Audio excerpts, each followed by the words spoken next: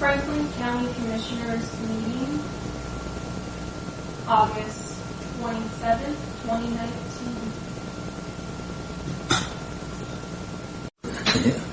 Saving money. Good evening. It is 7 p.m. on our second of evening meetings. Welcome, everybody. We have Commissioner Peck, Didier, and Cook here, and our administrator and clerk, and there is an audience tonight. So if you would join me with a pledge, please. Pledge allegiance to the flag of the United States of America and to the republic for which it stands, one nation, under God, indivisible, with liberty and justice for all. Thank you. First item on the agenda is a public hearing determination of significance. Derek, please.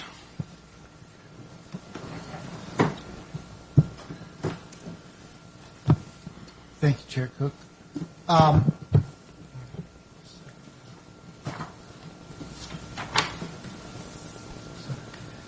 So this is on August 1st. Is this on? Okay. All right. Okay. On August 1st, we received notice, as well as everybody else that would be getting notice for this. They sent out the notice regarding a scoping for an EIS study. And what that means regarding gray wolves. All right. Sorry. So we received those comments. We have until November 1st to provide comments regarding what we would like to see regarding the scope, how much, what they're looking into regarding the wolves in Washington State. I'm just going to read from my ASR because late meeting. So on May 14, 2019, Mike Livingston with Washington Department of Fish and Wildlife provided an update to the Board of County Commissioners regarding wolves in Washington State. During that presentation, Mr. Livingston stated that the federal government was proposing to delist gray wolves in the lower 48 states.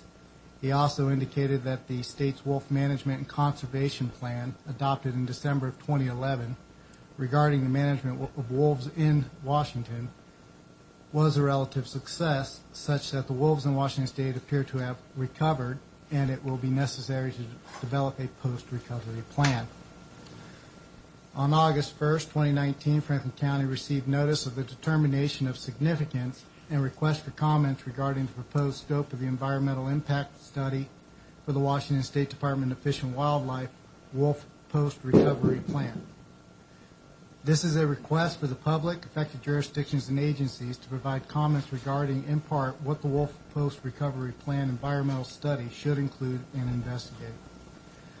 Planning and Building Department Director, acting as Franklin County SEPA lead official, will compile substantive comments received, either in writing or verbally, at the public hearing, and prepare an official response. We'll also accept, in order to be included in the official response, such comments must be submitted by September 2nd, 2019. Those would be those written comments provided. That provides us time to compile all the comments, go through them and create a formal response. So the public can also comment directly to Washington Department of Fish and Wildlife via an electronic portal, in writing, or by attending one of the 14 open houses being held throughout the state. An open house is scheduled in Pasco on September 25th, 2019. Comments regarding the scope of this EIS are due November 1st, 2019. So basically what this is an opportunity for the public to provide comments. Those that are what are known as substantive will be included potentially in our official comments. Regardless, all comments received will be submitted to the Department of Wildlife. So we'll have our official Franklin County response, and then attached to that will be every comment that we have in writing or that we can kind of garner from the minutes.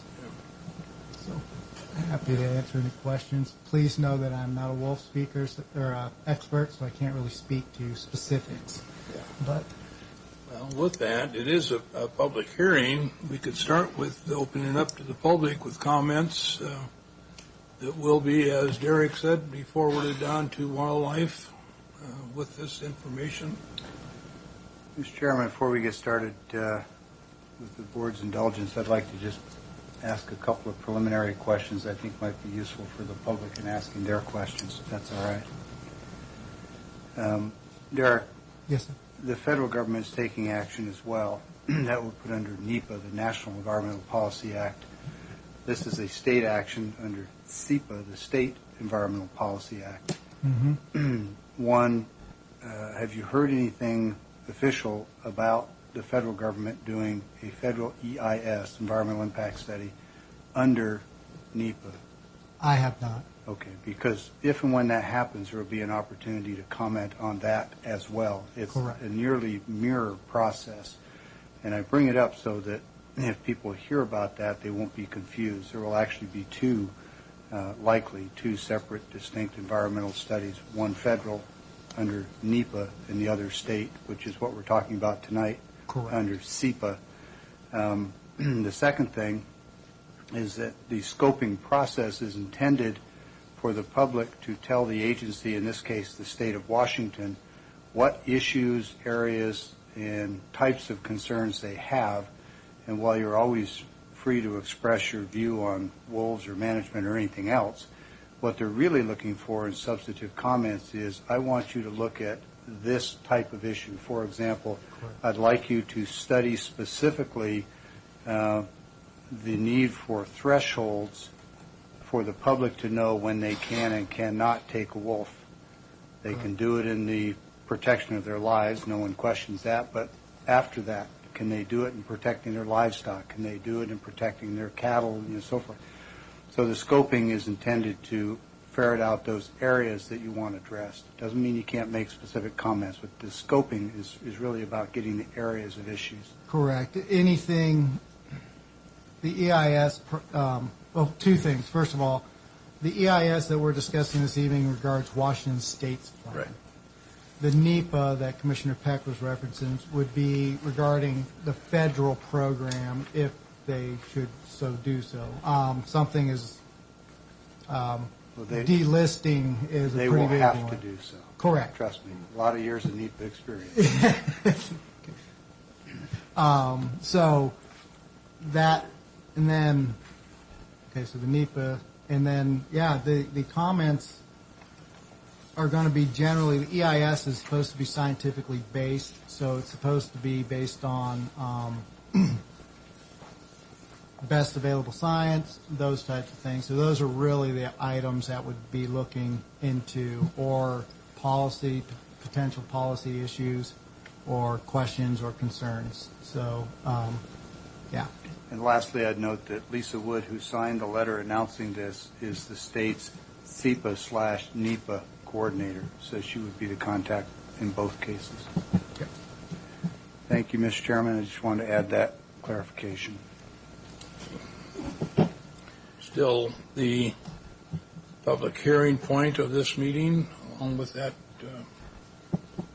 Sedgway, anybody like to speak to it or for it or against it? Any comments at all that would be incorporated into the response? Yes. Kent McMullen, Pasco.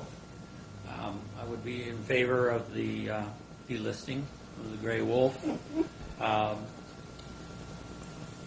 Given the predation problems that livestock owners have had, both sheep and cattle, and the reticence of the state to pay for that depredation, I think that the numbers have reached the point where a lot of the livestock owners' businesses are jeopardized.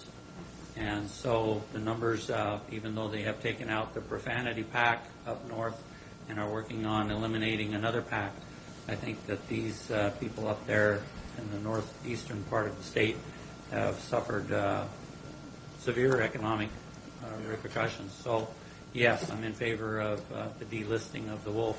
I think it's gone far beyond the computer models both in their geographic distribution and in their numbers over what had been predicted originally. Thank you. Thank you. Any other comments? Seeing none, we will close the public hearing then. Commissioners, comments? Yes, I have comments. I went back through and I compiled every capital press that I could find in our paper storage, and there is an article in almost every one of these editions on the wolves and the problems with the ranchers and the sheep herders. In almost every one of them. In the last two that I got, there's an article in the bottom of the page here that wolf advocates ask court to stiffen injunction. Now, they filed this in King County Superior Court, and they have just about annihilated that OPT pack. There's only one wolf left, and they're trying. This Superior Court Judge John McHale has issued an order shortly before noon Friday protecting that one wolf. Now, it also goes on to say in this article that Fish and Wildlife says ranchers have tried to protect their herds from a growing population of wolves, but in some cases the attacks can only be stopped by killing wolves. The lethal removal operations have not prevented the wolf population from growing, the department says. This is from Washington Fish and Wildlife. And in a previous article, it talks about Washington moves against second wolf pack. There's an article here from Canada, and these are where the wolves came from. This is how they got put down in here, is from the Canadian wolves. This article happened on August 14th, and it was a wolf attacked a family of four, a husband and wife and two children, ripped their tent apart. The husband threw himself in front of the family, and the wolf had a hold of him and was pulling him out of the tent, and only another camper, hearing the screams of help, came and helped. Did that guy get saved, or this wolf would have killed him? He is now undergoing shots for rabies and all the other types of illnesses he got from those puncture wounds. And I go back into the brief we got into our book here. One thing that really disturbs me is the fact that they keep talking about the wolf population at 126 individual, 27 packs, and 15 successful breeding pairs. Now, I know our Department of Fish and Wildlife have good eyes on the forest, but they don't have that good eyes. And 15 breeding pairs, this is ridiculous that they put this in there, because we all know that in the animal kingdom there's an alpha male. And then that alpha male breeds the whole pack of female wolves. It's not breeding pairs, it's breeding packs. And if there's 27 packs, there's 27 breeding packs. Now they've got one pack on the west side, finally moved into the west side. I think if there's going to be an endangered species listing, it should be only on the west side. I think there should not be any listing on the east side anymore from our own state agency. Now they're going to have here 12 meetings. And in the listing of these 12 meetings, we got Spokane, Colville, Clarkston, Chelan, Pasco, Sela, and Goldendale. The other 6 are on the west side. Why? Why do we even have meetings on the west side? There's no wolves over there, but one pack finally showed up. This makes no sense to me, why they're wanting input from people that have not been affected by this. Later in the brief, there's a Washington Gray Wolf Conservation and Management 2018 report. In here they talk about Washington Department of Fish and Wildlife spent a total of $1,217,326 on wolf management activities during the 2018 fiscal year, including $257,420 in reimbursements to 31 livestock producers for damage prevention, another $241,010 for 8 contracted range riders, another $7,536 to 5 producers for livestock losses caused by wolves, $5,950 to 1 producer for indirect losses, and $705,409 for wolf management and research activities. Now, when that's all added up and you divide it by 126, that's $19,321 per wolf that we're spending for wolf management.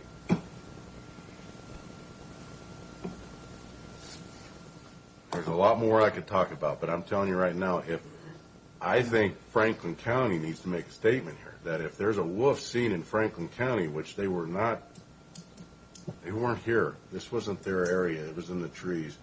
I think we should be able to shoot on the site any wolf we see in Franklin County. Because we have a rancher up north. His name is Lynn McIrvin, who was in here, and he's losing 70 head at least a year. He told us he's lost, what was it, $1 million plus he's lost to wolves. And his son right now has an illness that they think is from the parasite that's in the wolf's stomach region. He has these liaisons on all his major organs in his body, and this is a direct result from examining wolf scat and getting the porous scat. He breathed it, and he now has that. As the lady in Idaho has it that's living with it, but this is a very dangerous predicament we're putting the people of Washington State in with this parasite that 83% of the wolves have in their stomachs and in their organs. And I think I've said just about enough, Derek. Hopefully you got that all down. I can go through all this. If I don't, one of the Yes. things I'm getting is the minute. And I can meet with you and go over more facts with you. That's fine. Yep. Commissioner Peck? So, Derek, we're going to compile, I presume, a county input, and you'll just combine all these concepts. Is that the plan? Basically, yes. Okay. So once you do that, if you would, give it to us in advance so we can each look at it. And there may be some points where one commissioner may not wish to sign on to somebody's point of view and vice versa. So Yeah, give it to us in advance, please. Definitely. The comments that I would want you to include, since again this is a scoping process and the intent is to tell the state what areas we want them to study. One would be to study the economic impacts as addressed by Mr. McMullen, together with the need for reparations. We often talk about the economic impacts, but I want them to also speak to reparations. When a government takes an action to value somebody's land, is under the broad umbrella of eminent domain, but it's a taking action. It can be a partial taking or a total taking. In my view, when you introduce wolves like this and they have a consequence to the landowner, their safety, their quality of life, their livestock, all of those things come under the heading of a government taking by diminishing the value of someone's property, person, livestock, so forth. So one is study economic impacts and the need for reparations. Two is I've already addressed, which is the threshold for citizen action in response to threats to humans and property. It's clear that we all have the right of self-defense, and if a wolf is threatening us or other humans, we can kill that wolf. And if anyone questions that, I doubt that there's going to be little recourse. But it's a whole different matter when they're not threatening you personally, but threatening someone else or someone's livestock or your dog or your chickens. So they need to study that and tell us, where's the threshold? When can we shoot a wolf? When can we not? So that point is study the threshold determination so citizens have a clear understanding of when and where they can act in defense of themselves and their property. The third is the geographic distribution. We need controls so that we'll have some say as to where wolves are allowed to populate. Wolves range widely, and if you read history, you'll find that there were wolves from most parts of Canada all the way down into Oregon and right down through this county and others. Now, they weren't as dense here as they were in the northern counties, but they were here. That doesn't mean that them being here today is appropriate. So with respect to studying the geographic distribution controls, I would like them to specifically address the need to adjust geographic areas that are acceptable for wolves based on human population densities, not just on the favorability of terrain for wolves. And by that I mean there may be parts of the North County or this county that at one time had wolves, but the population density now is such that it's no longer suitable. So in studying geographic distribution, make human population density and impacts the primary consideration, not how favorable it is to wolf pack production. And I've got others, but frankly, I think in the interest of time, I'll just submit those to you in writing, and I'll probably include these three as well, because I see you're starting to cramp up there. Those are, I think, good examples of the kinds of categories and topical areas we want them to study. And I would have no problem meeting with each commissioner. In fact, I would kind of prefer to do that so that I'd make sure I get each of your specific comments. Everyone's comments need to be included, Right. and to the extent that we all agree, it can be one submittal, or we can do them separately. It doesn't probably matter much. Anything further? Yeah, what you need, Derek? It's the beginning. Yeah. Okay. All right. Thank you. Thank you. It's our period on the agenda for public comment. We have some comments from the audience tonight.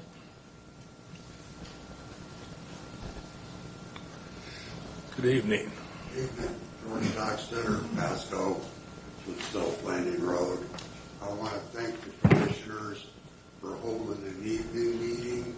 Makes it a lot easier for us that still have to work, be able to come to a meeting, even though I could give a damn about the wolves. But it still gives us the opportunity to speak and put our piece on the table before the commissioners. And I'd like to see a lot more of them instead of just one a month.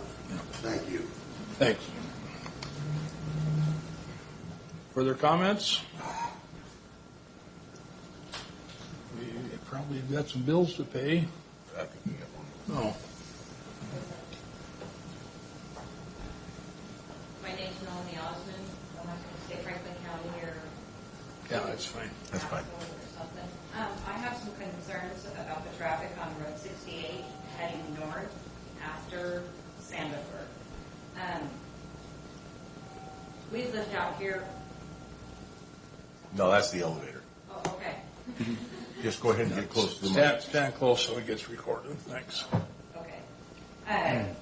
There are center turn lanes on Burden, Sandifer, and many of the other side roads with less traffic than Road 68. But yet, in front of the Stonegate Apartments is the only place where there is a center turn lane. There isn't one for Giza, the Strip Mall, the Navigator Apartments, Three Rivers Road, I think that's what it's called, Burns Road, and now there's a new development going in, and I'm a little bit concerned about a wider road right there also. The road from going north on Road 68 past Sandifer is wide enough for a center turn lane already. They don't have to widen the road. So it would only take repainting stripes on the existing road, which would alleviate about half the problem of people trying to make left-hand turns. On the, I hope I'm saying this right, south side of Sandifer at Road 68 and Sandifer, there's two lanes. If they made that the right-hand lane, a right turn only, because as soon as you cross the intersection, now you've got all that traffic trying to scoot over, and it's, I'm going to say maybe 75 feet, and then you still have people trying to make those left-hand turn lanes. I've seen accidents, and I have seen hundreds of near misses between there and the Stonegate Apartments, and now it's gone up as far as Burns Road. So I guess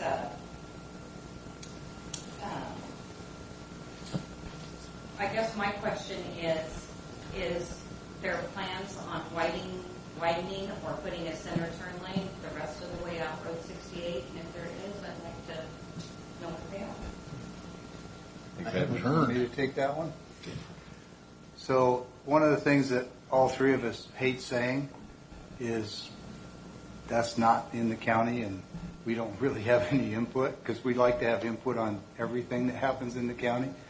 The county line starts at Burns Road going north, but that doesn't mean that we can't take your concerns and pass them to the city. And Mr. Johnson, our county administrator, who is the equivalent in the county of the city administrator, has already, by his head nod, agreed to pass your concerns on to the city manager and the city council. Couldn't agree with you more. You're absolutely right. And I think if it were our roads, we'd be jumping all over our public works people, but it is city. And anything you want to add to that? I'd just say this isn't the first time I've heard that issue being discussed, that development with a new grocery store and fitness center and those things that are going on north of Sandifer there have created quite a bit more traffic, and that area is going to continue to develop. And I think your point's well taken, and I'll certainly communicate with the city and let them know that we have constituents that are concerned about safety and see what their plan is. Jeff Osmond from Pasco. To add to hers, it is a county problem because everybody that lives out there in the county has to go through that section. So the fact that the city continues for over 15 years to make no common sense out of the long-term plan. So we want this addressed, and we want to hear a long-term plan. I'd like to see him show up here and explain what their long-term plan is. The fact that that development's going in, they're putting in sewer lines and everything. But I heard today, unofficially, and I haven't talked to anybody, but they're not planning on putting a turn lane there. There's already huge problems developed since Burns has opened up. I mean, this is accidents waiting to happen on a constant basis. And now that school's open, the school buses also. We need to see a long-term plan. We've lived out there all our lives. The commute that used to take 15 minutes, this, and I want to see the city step up to the plate and make a longer-term plan. Nobody saw this 15 years ago. But we continue this expansion, this huge new development. How many houses? We're going to have problems, and kicking it over to Road 100 doesn't fix anything either. Hold these guys accountable. I want to hear a strategy, for a longer-term plan, because they're going to tear that road out again next year, probably, eventually, after enough accidents happen. Let's fix this before the accidents. There's a lot of kids getting on school, but there's a lot of reasons to make a longer-term plan. And Mr. Osmond, I'll just note that I agree with you. It is a county problem. I was speaking to who has the authority to fix it. Anything further? Any further comments? No. I think we have a couple of bills to pay. We do. Just making a quick note here. So, Mr. Chairman, if I may ask Keith, do you think that's a possibility that we could get that on the agenda for one of the future meetings with the city? We can certainly make the invitation to the city to come to a county meeting and make a presentation. I'm not sure we have the authority to compel them to do that, but certainly it would be an item that could be discussed at a city council meeting that's held over at City Hall. I see no reason why they would be reluctant to address what the long-term plan is for a number of different traffic paths in the city of Pasco. And I think we'd all be happy to volunteer you to go to their meeting. I'd be happy to go and represent the board with whatever questions you may have. All right, Mr. Chairman, you ready for office business? Please. Okay. We have two items this evening that are expenditures of the taxpayers' funds. The first is fund expenditures. Move for approval of fund expenditures in the total amount of $953,558.38. Note for the record that this has been reviewed and signed by the county administrator and two representatives from the county auditor's office. I second. All in favor? Aye. Aye. And the second financial item this evening is county roads and motor vehicles. Move for approval in the total amount as presented, $170,722.33. And this has been reviewed and signed by two representatives from the auditor's office. I second. Okay. All in favor? Aye. Aye. That brings us to the consent agenda, 1 through 10. Mr. Chairman, move for approval of the consent agenda with a total of 10 items as presented. Happy to entertain any discussion anyone wants to have. I don't have any particular items I wish to pull.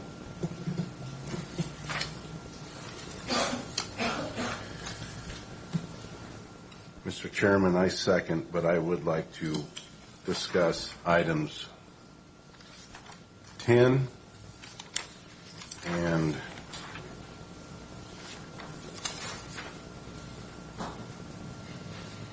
excuse me, it'll be just 10 because the other item is on the Keith's agenda. On item 10, I just want to make note that we have a treasurer that's doing a fantastic job, that she has went and looked into the armored car cost to the county and has saved the county some money. And I just want the people to realize that we were getting charged more money than we were supposed to, and I don't have those items in front of me here, but Keith, can you tell us how much she saved us here in the cost of the armored car?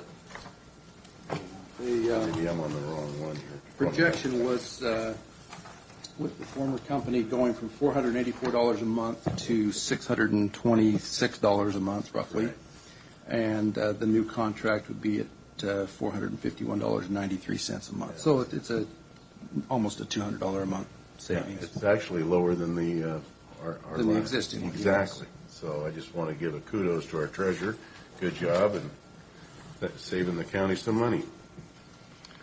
So we weren't actually being overcharged. No. We just had an upcoming increase that we avoided. Correct. Okay. I would second the favorable comments for our treasurer. I'd act surprised, but she does this kind of stuff frequently, so it's all good. Did you second that? Yes, I did. Okay. All in favor? Aye. So that brings us to your agenda. Keith, please. Yes, the first item for your consideration is a contract. It's a bi-county contract between the Juvenile Justice Center and the department, or the Benton Franklin Health District.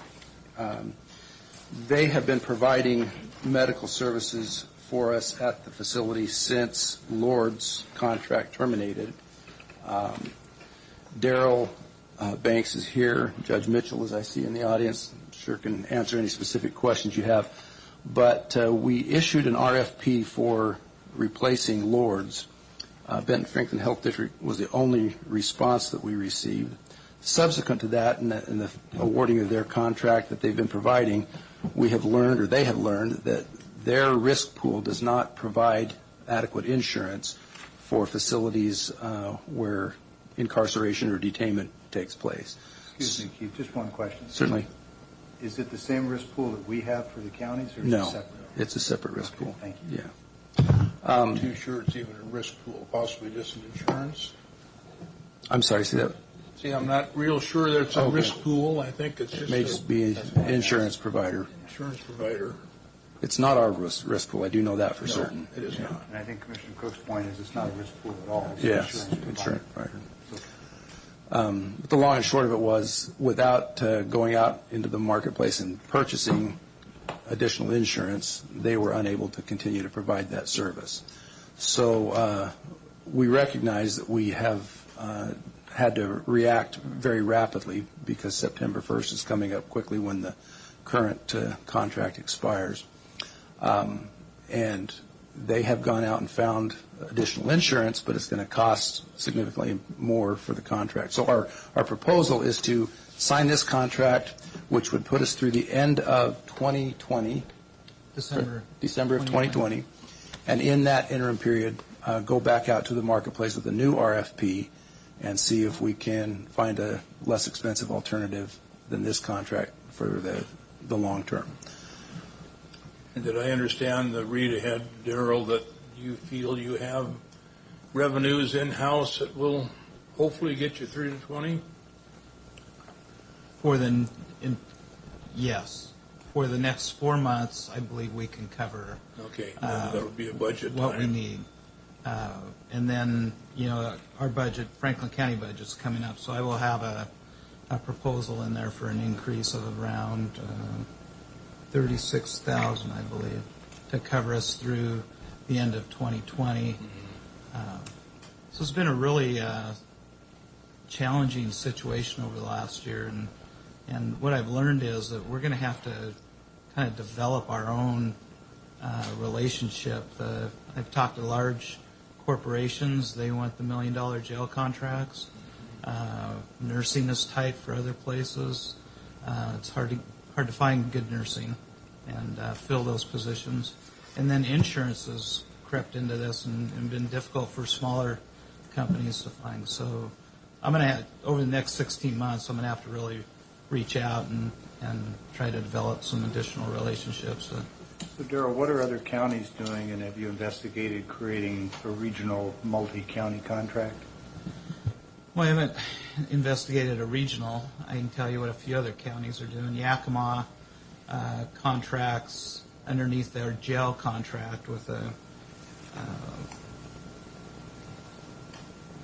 Care Connection Solutions, I believe, is the new term for their corporation. But it's a national company.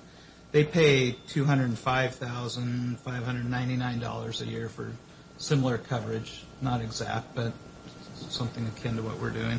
That sounds comparable to what we're looking at here. Yeah, we're looking at $214 a year with this insurance increase. And is that nursing only, or is there a physician oversight, or both? Physician oversight. There's nursing. So in this particular contract, we'll have 6 hours of nursing a day. And then we'll have physician oversight by the health district doc up Pearson. And we'll have who, by the way, I think call. her background is pediatrics. It is. It is. And I do want to say that the services that we receive from the health district so far have been excellent. Good. We have a really good relationship with them, and they're providing excellent service to us. So that's the other side of this. But to go on, Kitsap County contracts underneath their jail contract too. They're a tiny bit smaller than us, but it just gives you a little perspective. They actually contract with the same company that Benton County uses, and they pay over a 5-year period. They start out at $119,000 a year and go to $131,000, but they only receive 2 hours of nursing a day, and so it's quite a bit less than we're getting. So they're spending less, but they're getting a lot less. Getting a lot less. I was going to ask, Kitsap is small. It's on one end of the state. Benton's big. It's on this side. Mm-hmm. Why wouldn't we use them? And I think you just answered it. It doesn't have enough service. Right. And if it did, it would cost as much as we're looking at. Spokane, they employ their own nurses, so their employees, they pay over $400,000, and their average daily population is less than ours in detention of kids. Spokane County's average daily population is smaller than ours? Yeah, our average daily population in 2018 was 26. Over the first part of this year, it's 28. And we have 30 kids in detention today, and only 9 of them had a release date. So that means the rest of them are being held on pre-trial sorts of situations. One young man is being held, well, we have 3 Franklin County kids being held on adult matters, involved drive-by shootings. And one of those boys has been in detention since October of last year. So, and then the other piece that plays into this, just what we're talking about, is, we've looked at this and studied it, and over 45% of our kids come in with some level of medication to be managed. So it's imperative that we have good, strong nursing to manage that. When you say some type of medication, are you talking about drug addiction? Pardon what? When you talk about medication, some type of medication, are you talking about drug addiction? No, we're talking about mental health. Prescription medication. Prescribed medication? Prescribed medication. To them or to other people that they got their hands on? No, to them. So they come in with medication prescribed by a doctor that then our nurse has to review and package and prepare and monitor and manage so that it's being done appropriately. Well, in the fiscal impact here, it says the amount not to exceed $300,000. The current budget for detention medical services is $93,821. Right. So, but you're saying we're only going to be at $214? So this is a 16-month budget. The 214 is over a 12-month period. Gotcha. Okay. Okay. We have 90, so we budgeted, and the thing to remember too about the Lord's contract, so for the last 15 years, we've had a budget of $93,000, $821 is what we've dedicated to our medical. And that's by county. That's for both of us. That's by county. Yeah. But that hasn't changed for 15 years. Since 2004, that's been what we've been paying. So we've been getting a good deal for a long time, I believe. Yeah. Now so we've expended $87,632 so far for the current year. We'll be in need of, we'll be out of that $61,755. So then you add the medical insurance, the new medical insurance, which was $29,604, and we come up with $85,000 to take us through the next 4 months. Okay. We've been looking at our budget for the last couple weeks now and scraping every corner of it around our professional services, and I think we can get us through the first of the year. And then in our new budget cycle, we'll be proposing an increase of, let's see,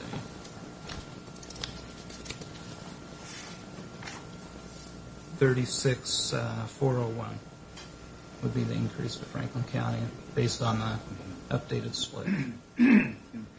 Bottom line sounds like one, it's a mandatory process or service. We've got to have medical care for them. We have no choice. Two, it doesn't sound like the proposal costs us any more than other counties of comparable size and need are paying. And three, kind of sounds like Lord's was only charging us some labor costs and they were just absorbing it into their broader insurance for the whole hospital. You think that's a reasonable summary? Yeah, absolutely.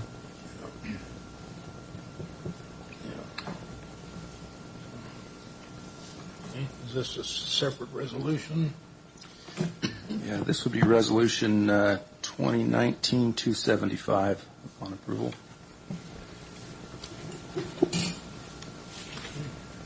So, Mr. Chairman, move for approval of Resolution 2019-275, entitled in the matter of awarding Benton Franklin Health District a professional services contract to provide medical services, coordination of services, and transitional coordination of care to youth in detention, as presented. A second. Okay. All in favor? Aye. Aye. Thanks, Darrell, for coming over. Thank you, Commissioners. Thank you, Darrell. Next Sorry. item. Oh, go Sorry I ahead. got it to you so late. It's been a challenge. Yeah. Darrell, I know that you don't just show up here when you need money, but there does seem to be a trend, so I just want you to know you're welcome all the time. I only want to show up when I have something important to say. Yeah. Well, we like seeing you, even if you don't have a speech tonight. And of course, we always like seeing the judges. All right, the next item is consideration of Resolution 2019-276, which is a request for an interfund transfer. This essentially allows the Sheriff's Office to pay for the billing on the new Marine Patrol boat that was acquired this summer. You will recall that some time ago we approved the receipting of a grant that is paying for about half of it, with the other half coming from the county's boat safety fund. Because the terms of the grant require us to expend the funds and then ask for reimbursement, this is simply a short-term cash transfer from the reserve account to allow the sheriff to pay the bill and then submit the grant request or grant reimbursement request, and then that money will come back to the reserve fund.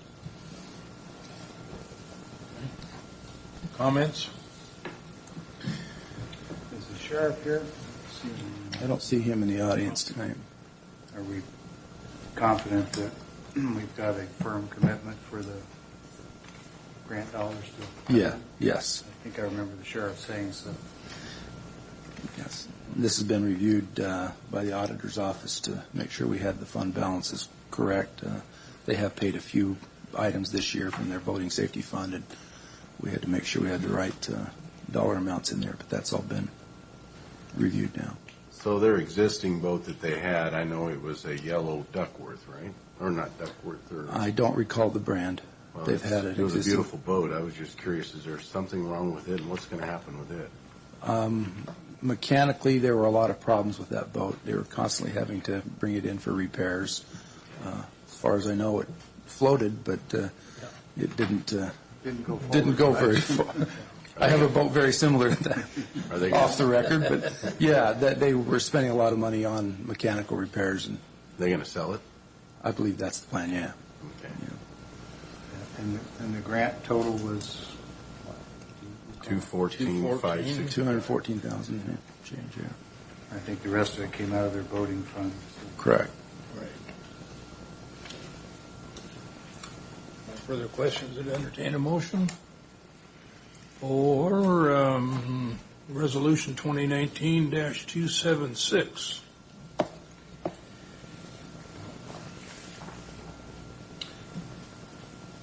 Okay. Mr. Chairman, move for approval of Franklin County Resolution 2019-276 as presented, entitled Interfund Loan in the amount of $107,244 from the 2019 Franklin County Reserve Fund number 100 to the Franklin County Voting Safety Fund number 130. I second. All in favor? Aye. Aye.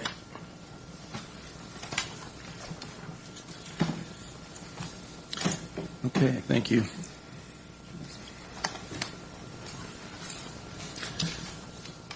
Next item under my administration office business is a review of the P-card program. You'll recall that we, in a previous recent meeting, approved a new P-card.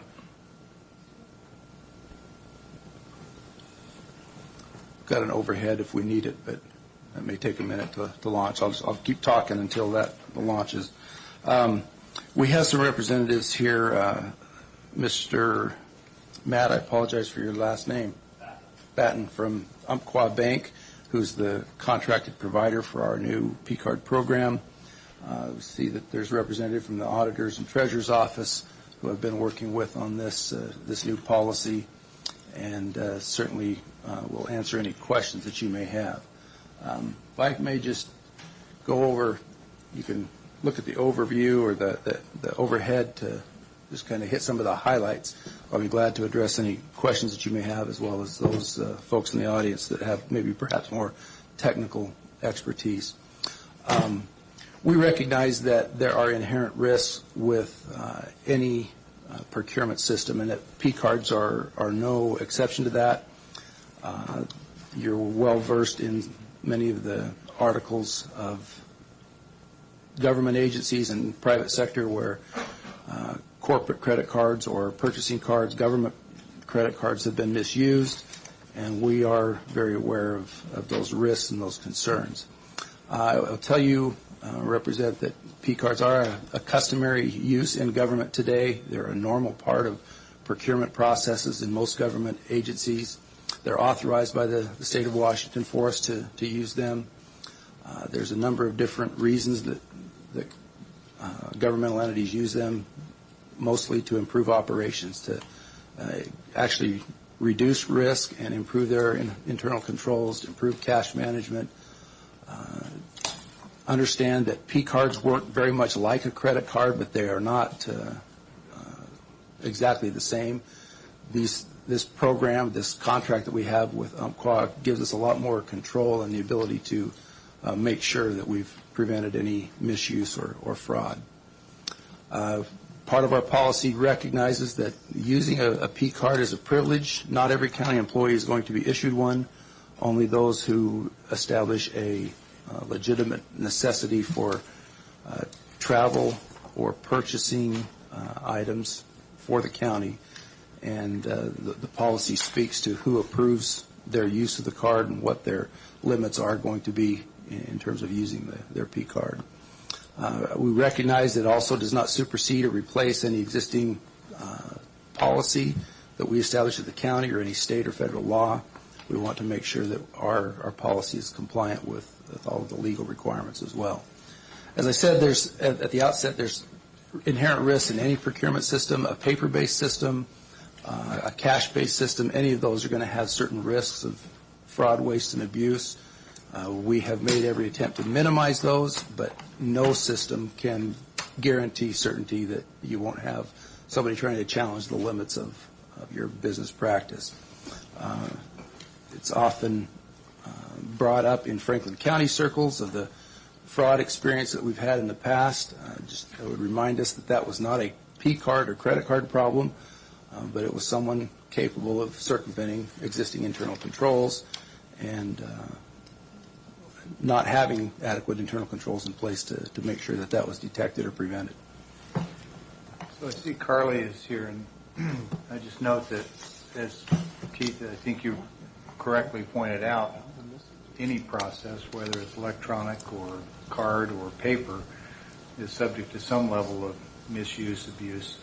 And Carly, I'm just curious, do you think that our procurement policy in terms of progressive discipline for misuse needs to be any different for a P card than it is for our current paper process? No, I don't think so. You would handle. It's just a different vehicle. It's the same offense. Right. Okay, and it is progressive. A first time would probably be something on the order of a meeting with your boss and some documented corrective action. I would never commit us to progressive discipline because it's all going to depend on the severity and the nature of the offense. Okay. But generally speaking, we try to use progressive discipline where it's appropriate. So let me use a different term to say the policy will articulate appropriate corrective action for the offense, and it doesn't need to be inherently different than it is for the current paper process. There's nothing about the credit card piece that perhaps would give somebody, I don't know, a larger dollar amount or the ability to involve a wide number of other people if they were to share that card number, for example, widely with somebody, with others. No, and from my understanding that this process actually affords us additional control. It tightens it? It tightens it up and has less manual work associated with it, and so it allows us. I guess I'm just thinking about the potential nature of abuse. If it's a paper process, it's probably limited to one person. If it's electronic, I was just wondering if there's some opportunity for careless handling of that number, for example, to then be stolen by people who routinely steal card numbers and data and misuse it. So we can talk more offline. It doesn't sound like there's any real substantive difference required or change required in the policy, and that's really where I was going. Thank you. Okay. Some of the key goals and objectives we have with a P-card program, we want to try to reduce or eliminate the use of advanced travel funds. A number of employees, when they travel, simply don't have the personal funds to pay for their hotel and meals and travel expenses. And so if they don't have the personal resources, they can go to the treasurer's office and get an advanced travel amount to pay for the cost of travel. That creates a number of different challenges for us, not the least of which are accounting and reconciliation headaches. So the P-card program really allows us to move beyond that and have better control and more flexibility for our employees. What you're essentially asking employees to do with an advanced travel process is to loan the county money. Those are legitimate liabilities of the county, not the individual employee when they travel. And so having a P-card as opposed to using advanced travel funds makes it more convenient for the employee, but also better for us. We want to try to reduce the number of petty cash accounts that are in county agencies. I mentioned simplifying employee travel, reducing risks associated with other procurement practices like petty cash and advanced travel, improving our documentation for transactions, convenience to employees. The last one there, reducing the cost of procurement. One thing that maybe didn't get noted when we approved the policy very well is the rebates that come with us using cards. There is an incentive provided by the contractor that for our use of P cards, we do get a rebate, similar to a cash rebate card that you may carry in your own deck of cards that you may use. And so that's not necessarily a business basis reason for doing it, but it is an additional offset to the cost of the using the procurement cards. Some of the kind of high-level important controls that we have in place under this program, users have to agree to and sign a purchasing a card agreement before they are issued a card. They recognize in that agreement form that it's a privilege, that it can be taken away, that they are subject to personal, potentially criminal liability for attempted misuse of it. The users have to attend some training before possessing or using the card. Umpqua Bank has been very good about developing and providing training for each user. We're going to take advantage of that. Just like any system, they have to provide original and complete documentation for any of their transactions that they use the card for, so it's documented that it's a legitimate business purpose for the county. On travel-related expenses, they have to provide those within 3 days of the conclusion of their travel. Transactions are then reviewed or approved not only by independent or within their own office, namely their supervisor or department head, but they're also reviewed within the county auditor's office before payment to the bank is made. I think I mentioned misuse of the P card, grounds for personal legal liability, termination of employment. Commissioner Peck, you asked about progressive discipline. If the situation were egregious enough, you could immediately go to termination if it were clearly a fraudulent, not an accidental misuse of the card. I mentioned when we first discussed this, my experience in the Air Force when we introduced P cards decades ago, and as I said last meeting, there were lots of good young people that got drummed out of the Air Force for, I thought, relatively minor offenses, in some cases just youthful indiscretion and stupidity, and it's expensive to replace good people. I just want to make sure that the policy took that into account, and progressive may not be the right term, but appropriate, as you said. Thanks. Yeah, and I think you addressed that well. And then the last thing I mentioned on here is that these cards are subject to individual, departmental, and countywide spending limits. They don't have an unlimited balance. We do have a countywide limit of $300,000. Most of our departments are limited to a departmental level of $7,500.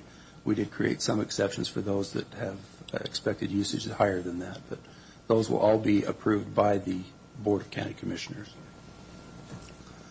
There are two types of cards. There's the individual card, which is issued in the name of the employee. That's where most of our cards will be, but we do have some departments where a group card is more useful for them or fills their needs better. So you'll have one card for purchasing supplies and essentials for that department, but they won't be issued in the name of an employee. Some of the important safeguards that we have, users as well as any supervisor or reviewer of transactions are supposed to report immediately any loss, theft, or misuse. Anything unusual is reported to the department as well as to the county auditor and to the bank. A county auditor will notify the sheriff's office and the state auditor if they suspect that fraud or intentional misuse is occurring.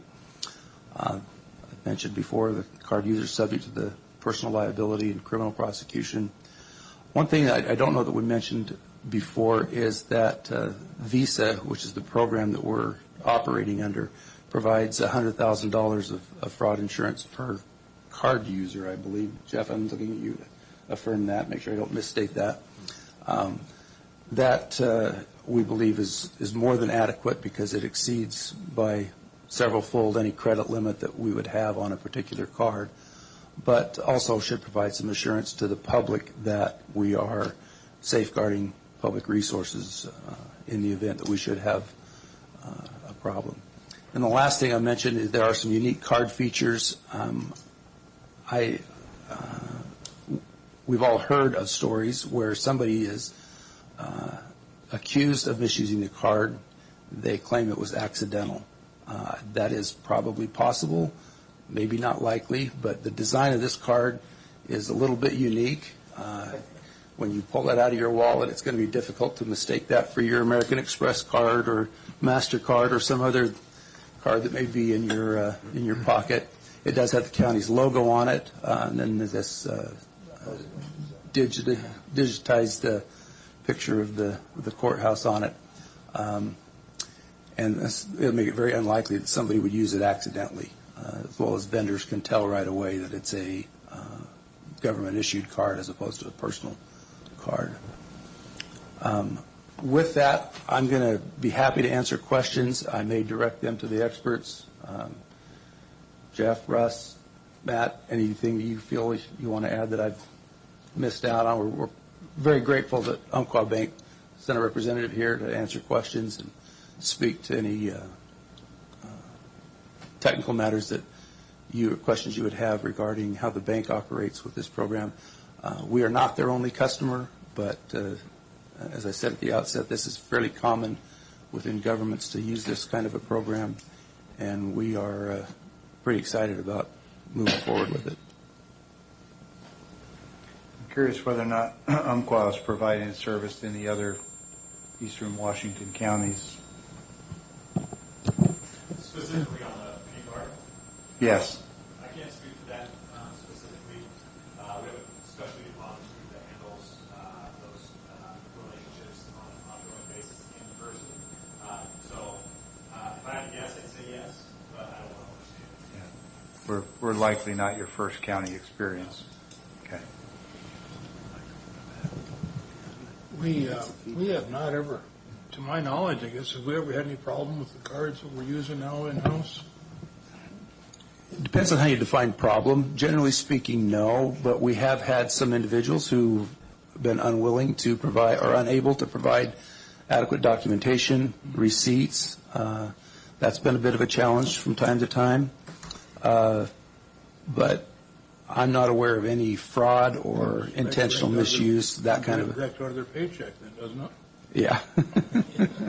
Let's look at that right there. If they don't provide the receipt, what is our reaction to that? What are we going to do? Well, the first response typically is the auditor won't pay the bank for the card. Secondly, under this new policy, the rights to that card could be revoked. There are plenty of options, I think, for us to compel employees to follow the rules. Okay. A couple things. I got this article here, Preventing, Detecting, and Investigating Procurement Card Abuse, and it's written by Jerry Diley. He's got some really interesting facts in here and red flags, but the controls, following preventive controls should be in place for any P-card program. Of course, number one is background checks, and I think, correct me if I'm wrong, but don't we do a background check on every employee now for Franklin County? I'd be careful about characterizing a background check, but we do require a criminal history report on every employee that is hired. And the second is dollar limits, and we've established that. Third was merchant classification codes. And I think this would be something good to add, because what it does there is if you're going to get cash advances, liquor store, big box stores, or movie theaters, that's how you classify that, is with this merchant classification code. And I think we need to add that to this program. I believe that's. Is that in there? Included. I mean, yeah. So Matt Backman, Umpqua Bank, Commercial Banking. Yeah, the MCC code capability is a function that the Umpqua card affords on the online banking platform. Good. So you can even do it specifically by department. So for instance, maintenance, you can do their MCC code to specifically go to fuel stations, and that's it. So we do have MCC code capabilities that we can do card to card, department to department, however you guys want to build the hierarchy. Good. and then the probation if there's misuse, and then the last is education. And I think this is what we really got to focus on, is educating these people about the hazards of what will happen to them if they abuse these cards. I think we really got to emphasize that to them. I don't want to see anybody cut loose because of the misuse of a card. And if it's got to be done, it's got to be done. But I really appreciate the $100,000 per card backing, that if any misuse takes place, we're covered up to $100,000 a card. For cardholders. And that's afforded by Visa.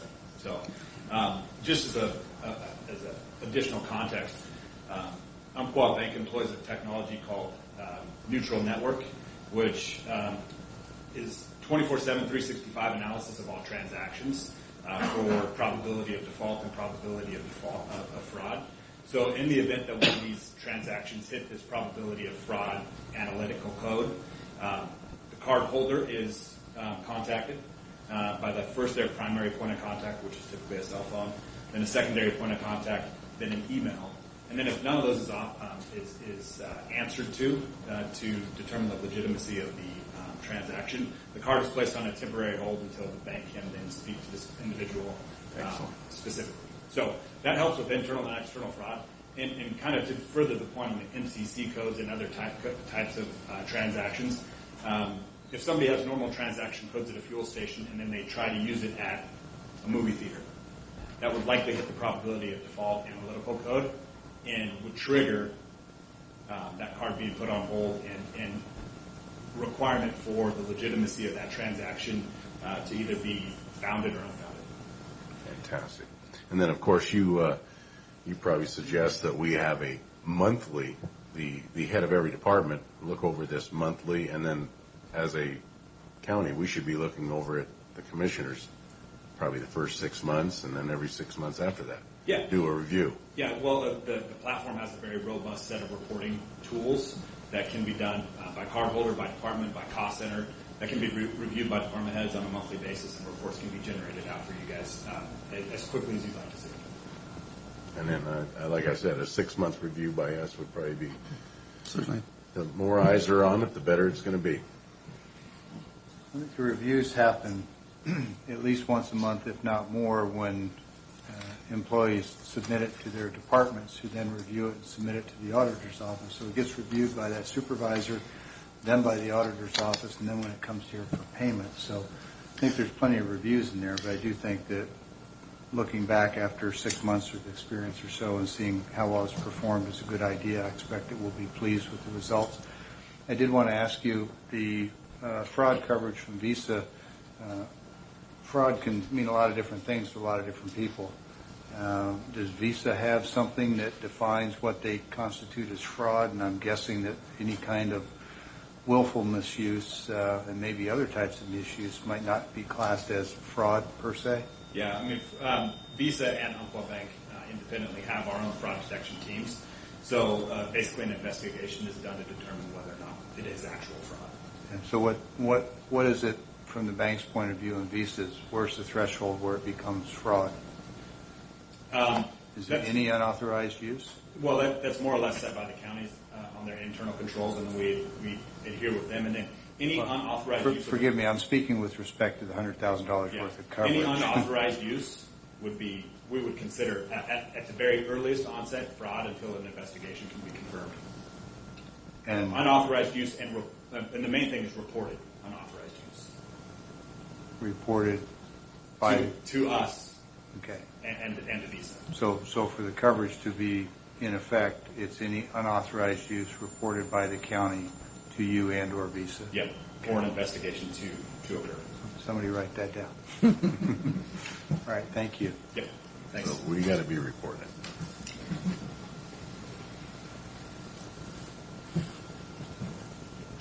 Okay. Any other questions on that? Okay.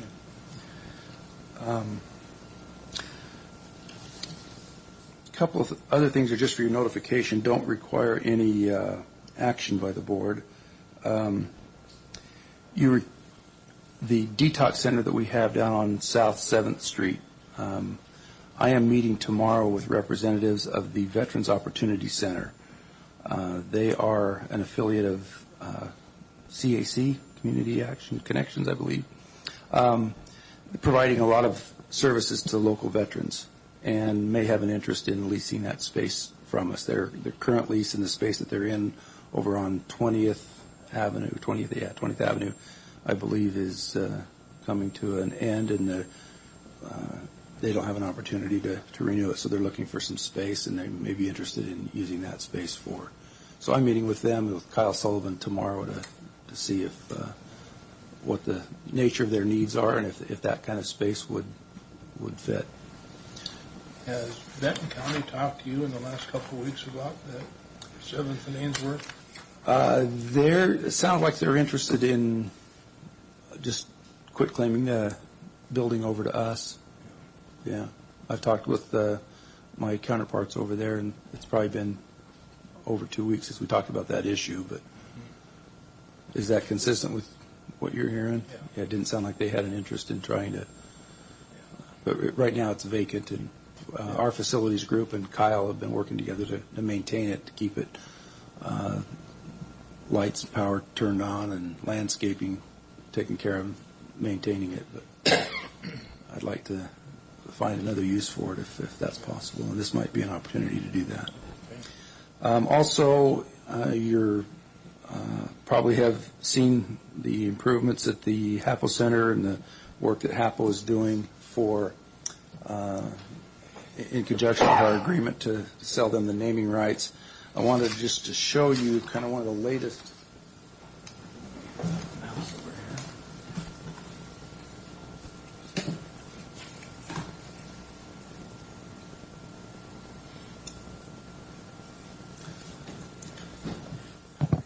In that contract, we agreed that they would be allowed to put in a new drive-up ATM machine. And in working with Tom, this is Tom French. This is the plan that we have in place to allow them to do that. That minimizes the impact to existing parking spaces, makes it visible from Burden Road on the north. But it's that area that's currently just been used for storage just to the north of the building.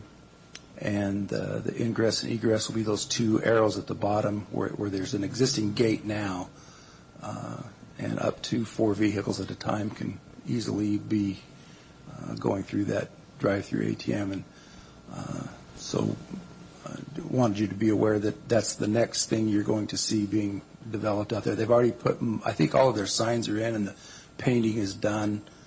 So this will be the next phase of the HAPO Center's involvement. They're paying for the curbing and the pavement and the ATM machine. That does not come out of our revenue from the HAPO Center, but it was part of the agreement. Have you sent us information on this before now? On Did this? I missed on this plan? No, I don't This is believe the we first have. I've seen Okay, this. I don't believe I have. I've got some concerns about this. We Okay. can talk, but that storage space in the past has been badly needed, and some of the other opportunities for that space, I think, are probably a lot more significant than an ATM drive-through. I would have looked at using the north side of the parking lot along the curb, because you can have 8 or 10 cars in the line there with an ATM at the curb, not impacting traffic flow.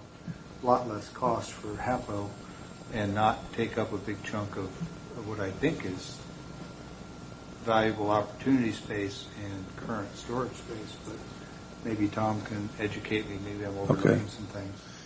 We're happy to have that conversation. Yeah, we had looked at the far northwest corner of the parking lot as a possibility, but the way it was configured, we would give up too much grass space or parking space, and so we thought this was right along the curb. Yeah, right along the north curb. Crepes and waffles. Yeah, there's a curb there that runs for a couple hundred feet.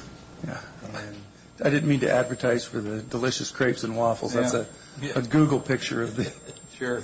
of the area, but It's They're, an easy identifier, if nothing else. Yeah. But there's ample space between those parking spaces and that curb to have a line of traffic. And in fact, we've had food trucks and other things out there as well. I'd just encourage you to take a look at that. Over on the other side by the hotel obviously has conflict problems with hotel traffic. The center driveway has conflicts with traffic movement. But that long curb edge there looks to me like a logical place and a lot less expensive than what we're talking about here, and we don't lose that storage space. And there's some other ideas for how to use that space too, other than just storage. Okay.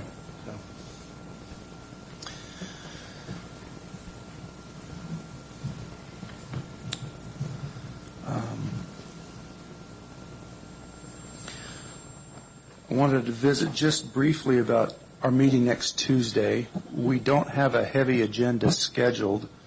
It's the day after Labor Day, so I'm just kind of looking for a direction. Do you want to have a meeting that day, or do you want to wait till the following week?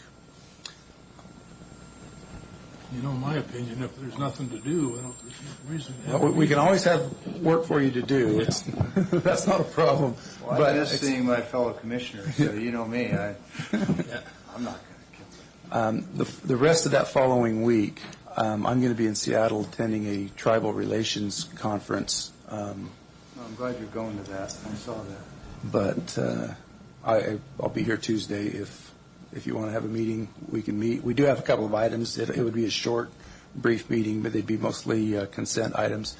I'm not aware of anything from a legal perspective or a time-sensitive situation that we would have to have a meeting on Tuesday. So it's. Well, the reality is there's a lot of staff time that gets absorbed, and if we don't have a lot of business, I don't think it's about our convenience. It's how much staff time can we save by rolling that to the next week. Unless things change before Friday. Okay.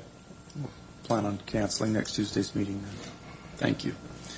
Thursday afternoon, at least, I guess. Yeah. I believe that's all I have. I don't have a request for an executive session today, so I think I'm good. Okay. That's it. We have one more opportunity for public comment on our agenda. One opportunity. Commissioners, anything further? I'd just like to add that I spoke to a lady out at our church 2 Sundays ago, and she was very thankful for the bridge we put in on 68. She thought it was a very well-done project. She's liking the wider bridge, and I just wanted to pass on those compliments that we got from. I will certainly pass that on to the Public Works staff. They like hearing. Yeah, I appreciative don't see any comments. here tonight. I was going to give it to them. They like hearing anything different. Yes, other than bad news, they will take it. So I appreciate that, and I appreciate the comment. If there is nothing else, we are adjourned. Thank you all for coming.